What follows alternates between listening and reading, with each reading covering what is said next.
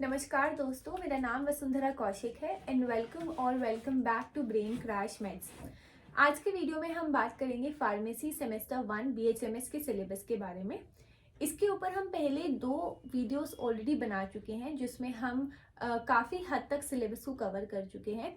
तो ये इसका थर्ड पार्ट होगा, यानी कि इस वीडियो में हम पूरा सिलेबस एंड तक फार्मेसी का कवर कर लेंगे। इस वीडियो का सोर्स जो है वो है आपका नया करिकुलम जो कि अभी आया है, जिसमें सिलेबस कम्प्लीटली चेंज हो गया है। तो इस वीडियो में हम बात करेंगे कि आप कौन से सोर्सेस, कौन से बुक्स रिकमेंड कर सकते हैं और एक टॉपिक में, एक चैप्टर में कौन से टॉपिक्स पढ़ने के लिए इम्पोर्टेंट है। तो शुरू करते हैं। तो यहाँ पर आप देख सकते हैं कि मैंने इसमें एक हेडिंग ली है, यानी कि चैप्टर का नाम, और सब हेडिंग्स, यानी कि आप इस चैप्टर को इन सारे सब टॉपिक्स में कवर कर सकते हैं। तो सबसे पहले हम बात करते हैं sources of drugs in homeopathy. तो जैसा कि हम जानते हैं कि हमारे पास जो हम ड्रग्स बनाते हैं होम्योपैथी में, मेडिसिन बनाते हैं, वो डिफरेंट सोर्सेज से ली जाती हैं। सोर्सेज का मतलब हुआ कि अगर मुझे एक मेडिसिन बनानी है एक्स, तो मैं उस मेडिसिन को प्लांट से भी बना सकती हूँ, यानी उसका सोर्स हो गया प्लांट। एनिमल से भी बना सकती हूँ, मिनरल किंगडम से भी बना सकती हूँ, और कुछ ऐसे वर्ड्स भी हैं जो कि आपने आज तक नहीं सुने हैं, जैसे साकोड्स, नोसोड्स, इन सब चीज़ों से भी बना सकती हूँ। तो ये मेरे different sources of homeopathic drugs हुए। इसमें इस चैप्टर में सबसे पहली जो आप टॉपिक करेंगे, सब हेडिंग होगी, वो होगी सोर्सेज। उसमें प्लांट होगा, animal, mineral, nosodes, sarcodes, along with imponderabilia and synthetic source. अब सिलेबस में कुछ नए सोर्स भी ऐड किए गए हैं जो कि है एलरसोड एंड आइसोड्स। उसके अलावा इस हेडिंग में आपको इंट्रोडक्शन टू बाउल नोसोड भी पढ़ना होगा और टिश्यू रेमेडीज भी पढ़ना होगा। इस वीडियो के एंड तक हम डिस्कस करेंगे कि ये सारे आपको बुक में कहाँ मिल सकते हैं। उसके बाद हम बात करते हैं हमारे दूसरे टॉपिक की, जो कि है कलेक्शन ऑफ सब्सटेंस। अब हमने क्या किया, अब हमें पता चल गया है कि जो मेडिसिन हम बना रहे हैं वो डिफरेंट सोर्सेज से आ रही हैं। तो अब हमें उन सोर्सेज का कलेक्शन करना होगा। तो बेसिकली इस चैप्टर में हम उसी को पढ़ेंगे कि कलेक्शन कैसे करना है।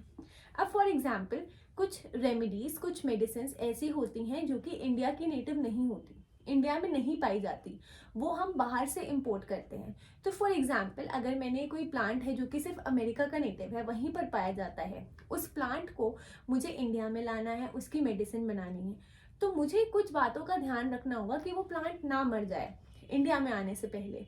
तो यही सारा जो स्फेयर है, यही सब आपका आता है कलेक्शन ऑफ सब्सटेंस में। तो इसमें हम बेसिकली यही पढ़ते हैं कि आपको कौन सी गाइडलाइंस फॉलो करनी है जब भी आप किसी ड्रग का कलेक्शन कर रहे हैं from all available sources. All available sources का मतलब यहाँ पर इन सब सोर्सेज से, यानी वो प्लांट भी हो सकता है, एनिमल हो सकता है, मिनरल हो सकता है, या इन सब में से कोई भी सोर्स हो सकता है। कलेक्शन ऑफ सब्सटेंस को हम एक और तरीके से समझ सकते हैं।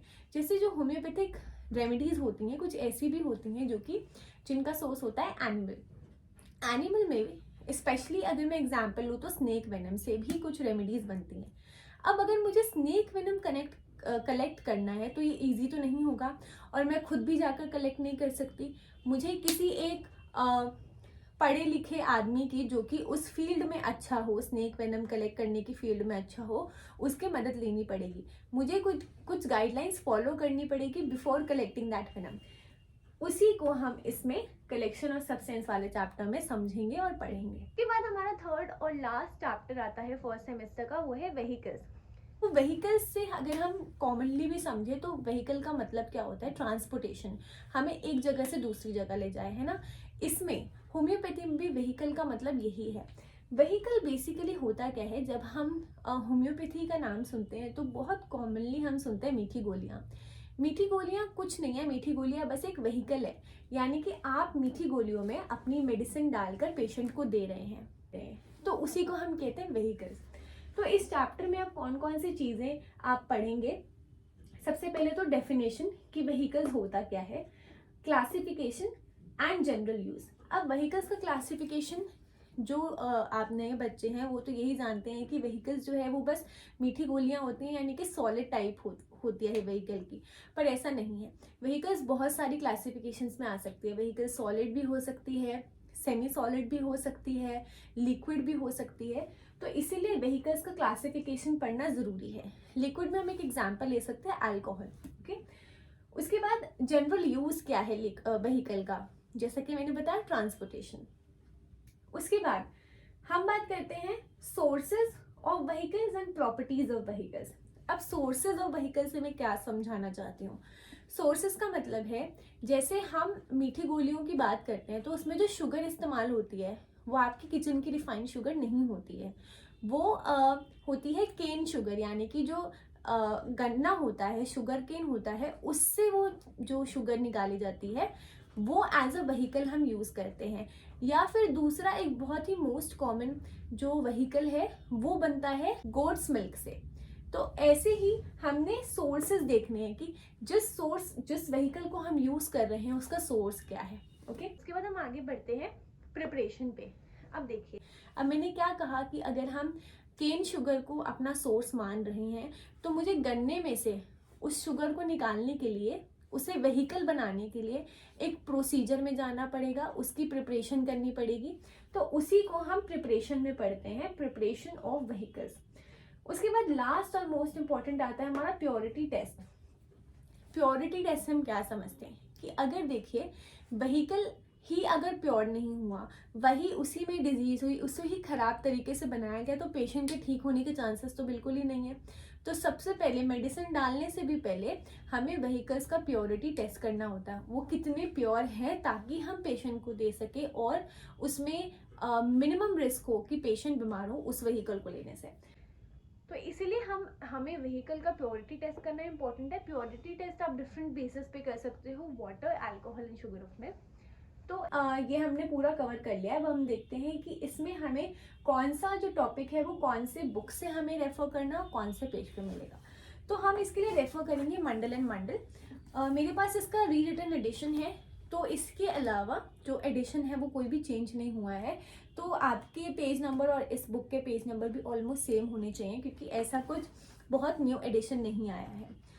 तो हम बात करते हैं शुरुआत से। पहला हमारा था sources of drugs in homeopathy. तो इसमें मेरी बुक के हिसाब से ये चैप्टर नंबर 2 है, सोर्सेज ऑफ होम्योपैथिक ड्रग्स। इसी चैप्टर में जब आप आगे जाते जाएंगे आपको सारे सोर्सेज मिलते जाएंगे। जैसे पेज नंबर 25 पे है वेजिटेबल किंगडम, पेज नंबर 30 पे है एनिमल किंगडम। ऐसे ही आप जैसे आगे आगे जाते जाएंगे आपको ये पूरा चैप्टर के अंदर ही ये सारे पार्ट्स मिल जाएंगे। यहाँ पर मैंने अलग से भी पेज नंबर लिखा हुआ है कि प्लांट किंगडम आपको 25 पे मिलेगा, एनिमल 30 पेज नंबर पे, 34 पेज नंबर पे। अगर मेरे और आपके बुक के पेज नंबर भी नहीं सेम है तो आप चैप्टर वाइज भी कंसल्ट कर सकते हैं, which is chapter number 2 sources of drug, homeopathic drugs. Okay, second हम देखते हैं कलेक्शन ऑफ सब्सटेंसेस। तो मेरे बुक में कलेक्शन ऑफ सब्सटेंस का एक अलग से चैप्टर दिया हुआ है, chapter number 3 which is collection of drug substance. इसमें आपको डिफरेंट सोर्सेज के कलेक्शन मिल जाएंगे आसानी से। तो ये पूरा टॉपिक भी आपका इस चैप्टर नंबर 3 के अंदर कवर हो जाएगा। उसके बाद हम लास्ट टॉपिक पे चलते हैं विच इज पेज नंबर 142। इसमें भी अलग से पूरा एक चैप्टर दिया हुआ है, तो आपको सारे सब टॉपिक, सब हेडिंग्स एक ही चैप्टर में मिल जाएंगे। व्हीकल्स के नाम से चैप्टर है, अगर व्हीकल्स के नाम से ना मिले तो आप सॉल्वेंट के नाम से भी सर्च कर सकते हैं, चैप्टर नंबर 11। इसके अंदर आपको सारे व्हीकल्स की प्रिपरेशन, उनके सोर्सेज, उनका प्योरिटी टेस्ट, सब कुछ एक ही चैप्टर के अंदर मिल जाएगा। तो इसी के साथ हमारी थर्ड वीडियो के साथ हम पूरा फार्मेसी सेम 1 का सिलेबस कवर कर चुके हैं। और इसके अलावा भी अगर आपको कोई डाउट हो या आप चाहते हो कि मैं किसी और टॉपिक पर वीडियो बनाऊं तो आप बिल्कुल कमेंट सेक्शन में बता सकते हैं। And I hope you like this video. Thank you for watching, bye.